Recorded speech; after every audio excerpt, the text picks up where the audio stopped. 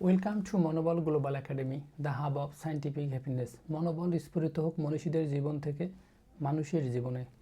বিশ্বনন্দিত লেখক Michael H heart কর্তৃক রচিত তার বিশ্ববিখ্যাত বই বিশ্বের শ্রেষ্ঠ 100 মানুষের জীবনীর উপর ধারাবাহিক কন্টেন্ট পরিবেশনে আপনাদেরকে অভিনন্দন। আজকের পরিবেশনে রয়েছে Pablo Neruda.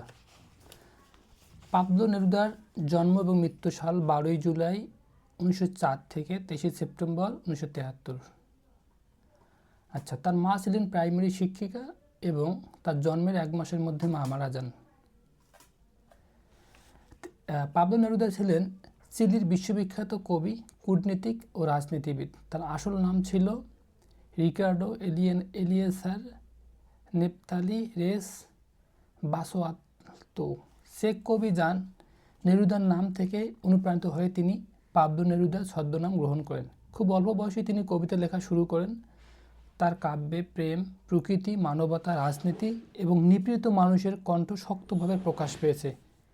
20 loves poem and a song of despair তার বিখ্যাত কাব্যগ্রন্থের মধ্যে একটি।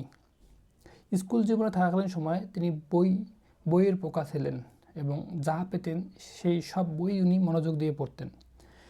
নেরুদা চিলির রাজনীতি হিসেবেও কাজ করেছেন এবং সিনেটর হিসেবে নির্বাচিত হন। সাহিত্য ক্ষেত্রে অসামান্য অবদানের জন্য 1971 সালে সাহিত্যে নোবেল পুরস্কার পান।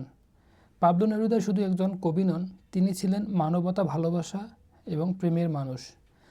তার জীবদ্দশায় তিনি রেঙ্গুইন, বর্তমান মায়ানমার এসেছিলেন। এখান থেকে শ্রীলঙ্কা থেকে আর্জেন্টিনা, চিলি, স্পেন, এই সারা পৃথিবীর বিভিন্ন দেশে ভ্রমণ করেছেন। কখনো জীবিকার তাগিদে, কখনো রাজনৈতিক কারণে।